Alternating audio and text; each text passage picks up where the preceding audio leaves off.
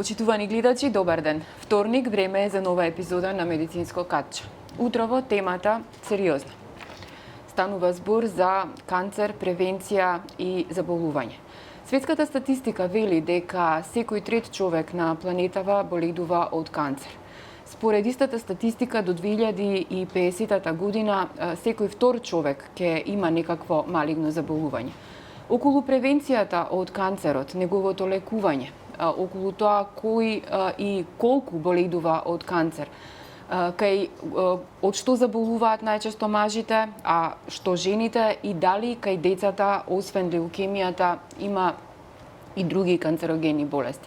Утрово на оваа тема зборуваме со доктор Даниела Поповска, онколог од приватната болница Џиваден Систина. Докторка, добар ден. Добар ден. Темата денес карциноми, она што го работите практично. Според светската статистика, бројките воопшто не се бројките се премногу лоши. До 2050 година, според истата статистика, се предвидува дека кај секој втор човек ќе се појави некое онколошко заболување. Како стои Македонија во оваа статистика? Бидејќи сите ваши колеги кои што веќе беа кажаа дека рапидно се зголемува бројот на заболени од канцер. Така е. Бројот на новодиагностицирани се зголемува, меѓутоа тоа се светски трендови. Значи, светската статистика ја прати и Македонија. Иако не ја прати во однос на технолошкиот, на медицинскиот развој или на лековите кои што ни се достапни, ние сме тука различни од светот, меѓутоа по бројките е идентична.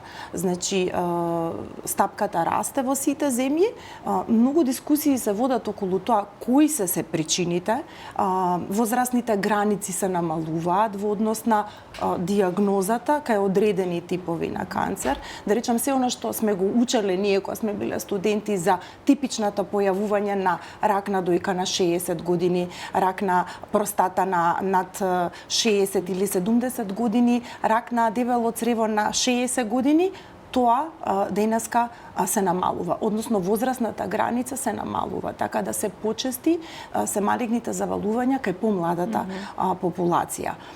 Она што го реков дека е битно, ние одиме го следиме трендот на пораст на бројките, кај нас е поголема само е она различно смртноста од малигни заболувања. Земјите кои што се со низок економски развој или среден економски развој, каква што е Македонија, следат тренд на зголемена смртност од малигни заболувања заради недоволно достапна терапија, недоволно достапни услови, недоволно достапни методи, немање на доволно персонал кој што го има и во цел свет, меѓутоа и нормално заради финансиски средства, помалку лекови кои што можат да влијат на преживувањето на пациентите со малигни заболувања.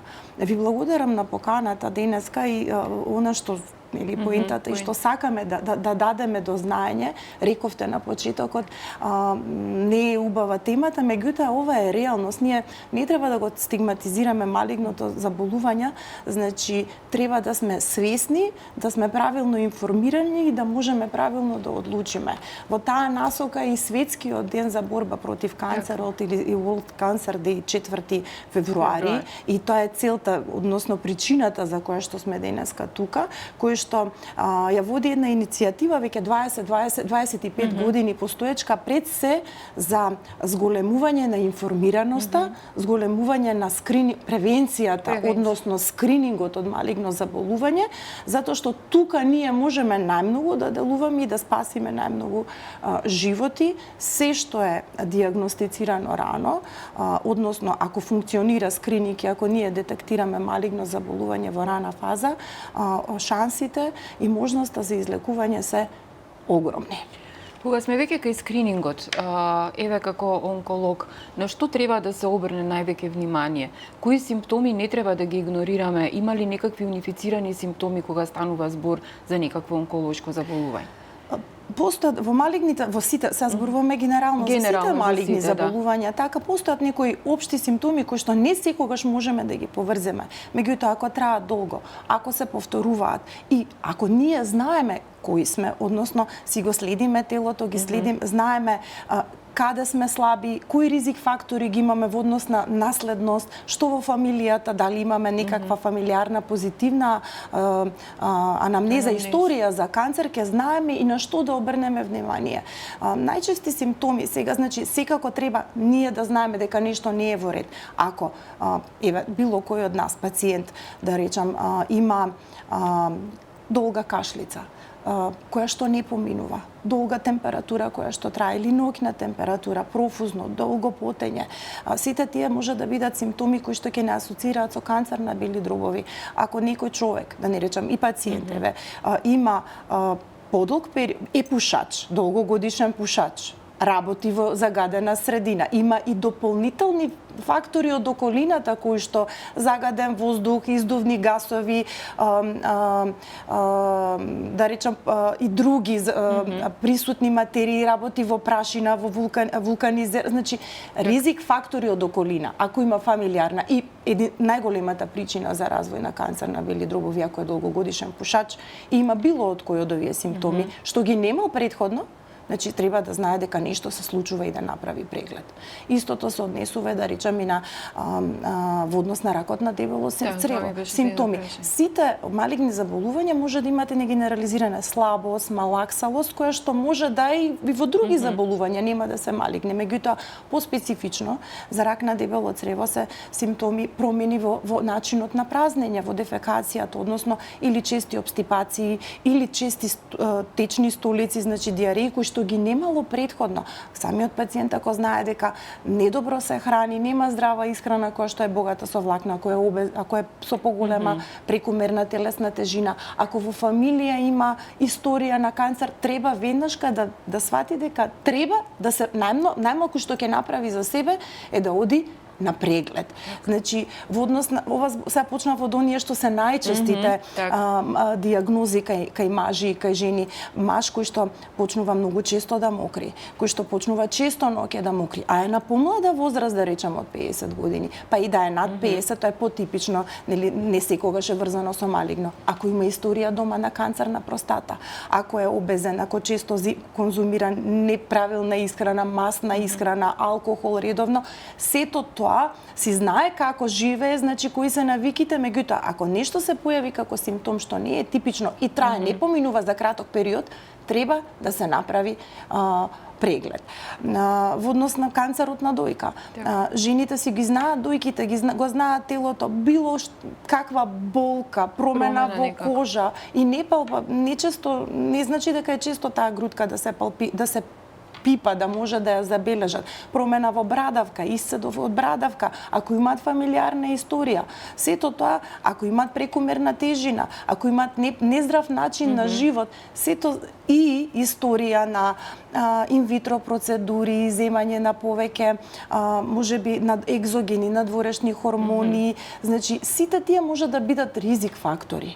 Меѓутоа, најбитно е што треба да знаеме, 50% од луѓето немаат никаков ризик фактор, живеат by the book, особено за канцер на дојка, а пак можат да имаат канцер. Значи, канцерот, односно малигното заболување е мултифакториелно, меѓутоа, ако имате ризик фактори, само знаете дека поинаку треба да се следите и да одите на превентивни прегледи. Најбитното во сето ова е превентивните прегледи, скрининг прегледите. Тоа е кај нас се почнува практично од матичните лекари. Така е. Имаме ли некаква национална програма превентивна, зборувам за одредени типови на канцер, освен за дојка, колку што јас сум запозната? Да. Мислам дека во другиве области се уште. Што нема? Што треба да направи еден пациент кај неговиот матичен доктор, доколку нели е здрав, меѓутоа еве му треба смета дека треба да направи некаков превентивен преглед? Прво да одговорам, односно, скрининг програма за дојка во нашата земја има. Таа веќе во последниве 2-3 години, да речам, се спроведува. И за нема ни да го употребам зборот, не сакам да кажам за жал, меѓутоа се уште не е доволно посетена. Дури и оние пациенти кои што се пријавуваат на скрининг, не одат и не се јавуваат на прегледот. Дали 40%, имам некаков податок, дека од жените само одат на редовен, закажан скрининг.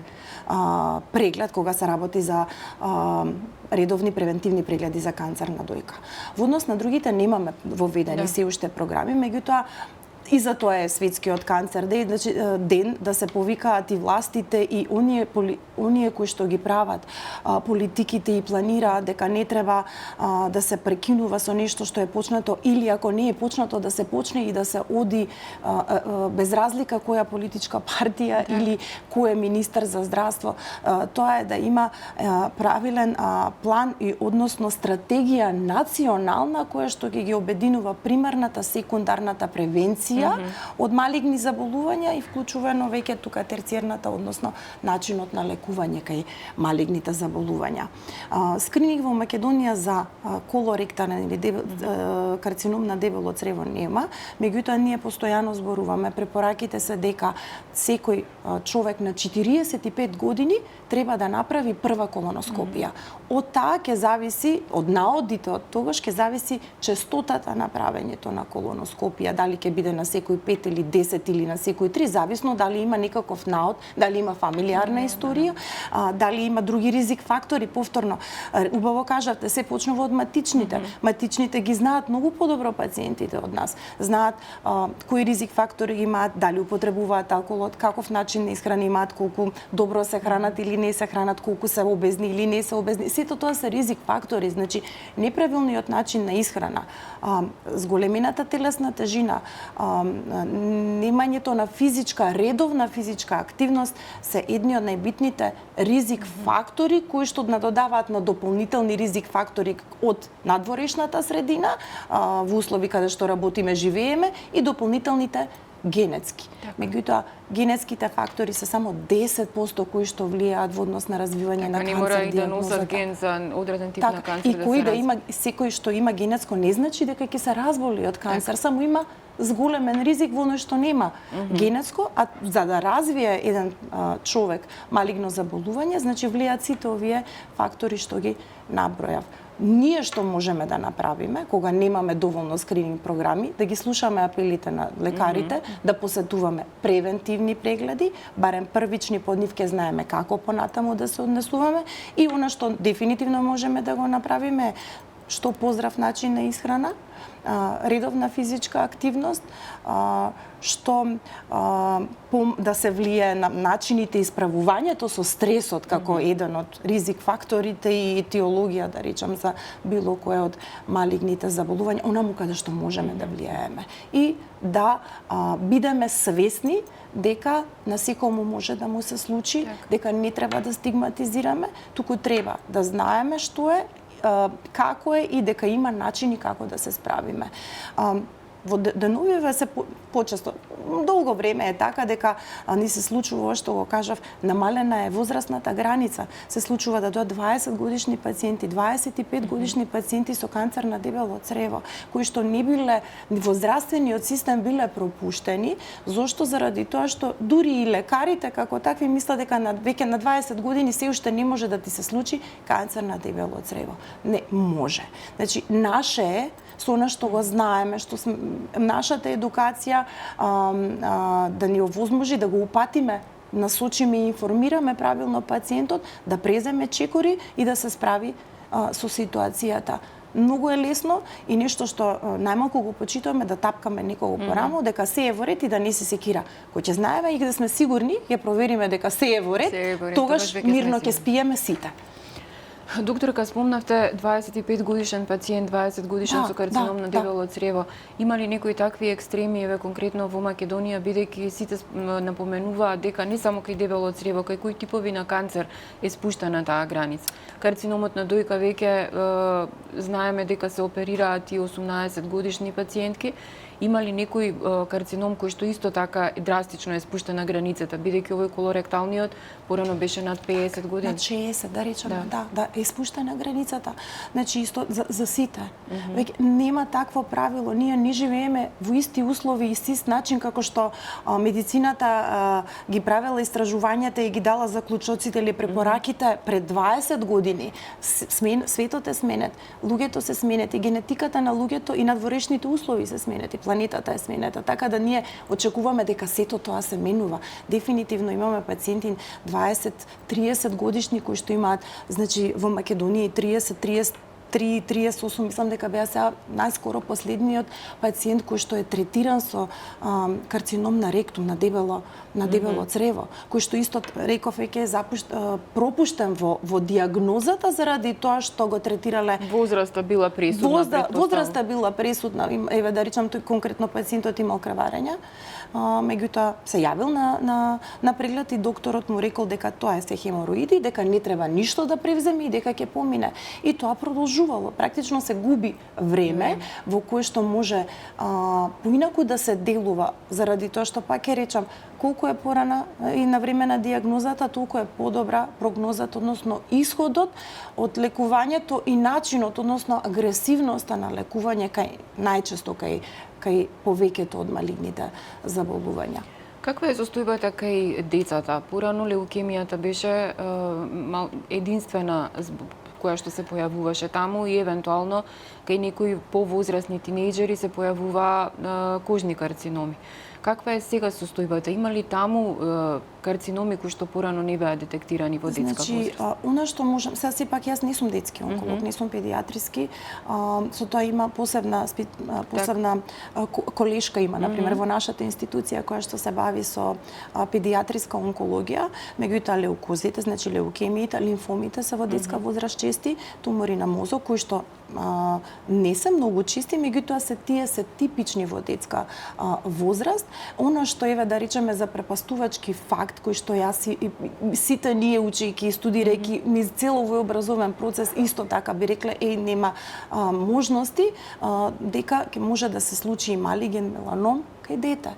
Значи може да се случи и тоа. Сето тоа повторно кажува на тоа дека се менува околината, се меруваат надворешните фактори. Еден од ризик факторите за меланомот е изложеноста, експозицијата на сонце. Секој од нас има различна генетика. Луѓето кои што се светли, кои што се бели имаат многу поголема склоност. Тие треба да се свесни дека заштитата е првата работа во превенцијата на тој тип на малигно заболување.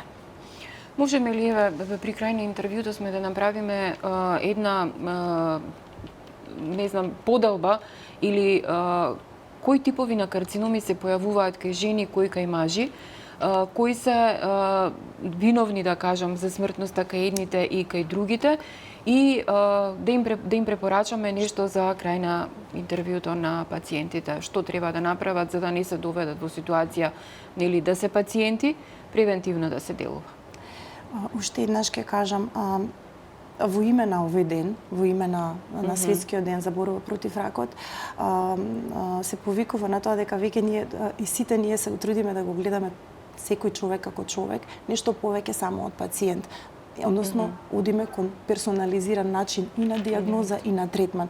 Тоа е она што сакаме да не обедини и нас и ние сите сме од една заедничка страна. Не сме ние докторите од една страна, пациентите од друга страна. Тоа е прва работа што сакам да го ставам како повик до сите. Втора работа на која што сакам да одговорам, нели прашањето кое што ми го поставивте, како и во светот и во Македонија, најчесто диагностициран карцином кај жените е ракот на дојката со втор поред во однос на смртност.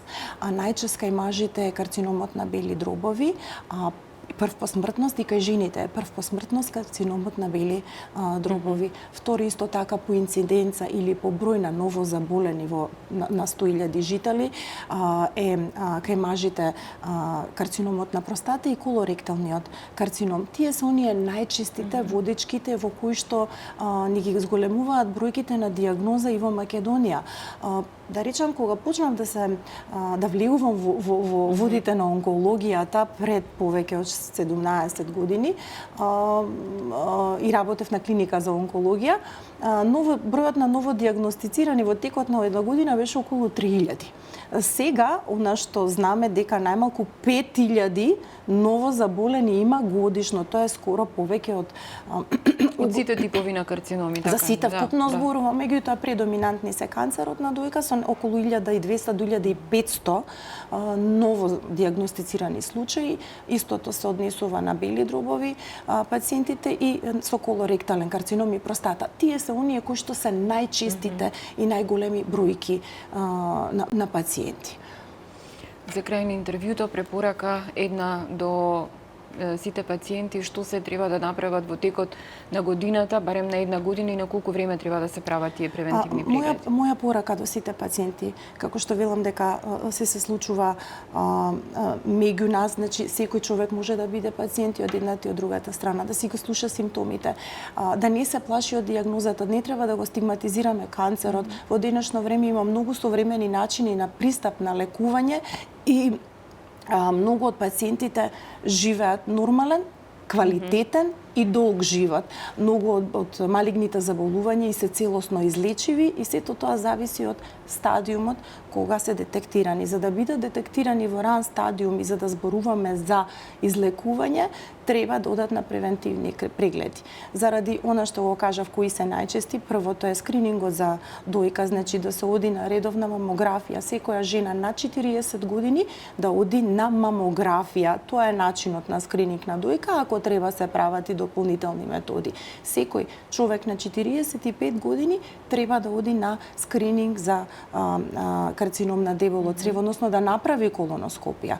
Улогата е тука на матичните што може да направи тест за окултно крварење. Прво да видат од крвна слика дали има анемија како еден од типичното појавување, па потоа да се направи колоноскопија. Мажите над 50 години да направат ПСА, значи кој што е многу лесен тест, значи од крв, кој што е многу сензитивен, ПСА-то е многу сензитивен показател за дали нешто се случува со простатата и секако преглед кај уролог, односно дигитален ректален преглед. Ако имаат во фамилија, ќе го направат тоа и малку порано од овие препорачани години.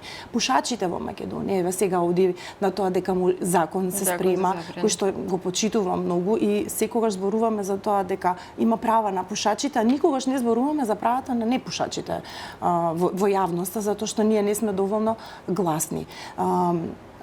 Значи, пушачите треба да знаат и сигурно секогаш знаат дека имаат зголемен ризик од канцер на бели дробови, меѓутоа повеќето од луѓето во Македонија мислат дека на нив тоа нема да им се случи. Тука е заблудата. Ако веќе решиле, тоа е одлука да пушат, треба само да знаат дека би требало да прават почести прегледи. Постојат во светот скрининг прегледи и во некои од земјите се воведуваат во Европа. Хрватска би рекла, не сум сигурна се уште дека има во Србија, меѓутоа и тој се уште не е доволно посетен, исто како што зборувам и за дојка, меѓутоа нешто од некаде треба да се почне. Се додека немаме ние таков план и програма, односно скрининг, оние кои што се пушачи, кои што се долгогодишни со голем број на цигари, кои што кашлаат, барем треба да направат или рентген над 40-та, 50-та година, или постои во нашата болница се спроведува нискодозен ЦТ, кој што може да дојдат да си го направат ако се свесни колку долго пушат, кои ризик фактори ги имаат и во однос на околина и начин на живот. Тоа е она што би рекла. И секако да си ги слушаат симптомите и телото. Значи, секогаш е добро да се докаже дека се е во ред преку тестови и испитувања, отколку да седиме, да ги буткаме работите под тепих и да викаме мене не може да ми се случи нешто. И на секој може да му се случи и е решливо ако не се крие, ако не ги криеме работите и не ги ставаме. Така. Под тепих. И за крај, еден заклучок дека карциномот се лекува по повод утрешниот ден или за превенција за рак. Ви благодарам, доктор Поповска, за гостувањето во Слободен печат. Се надевам дека едукативно им делуваме на гледачите и дека барем ќе се направат превентивни прегледи за да не станат пациенти. Уште еднаш благодарам. Вие, почитувани гледачи, останете со програмата на Слободен печат. Следите го нашето веб издание и секако очекувајте го издавањето на нашиот весник. Ви благодарам за вниманието.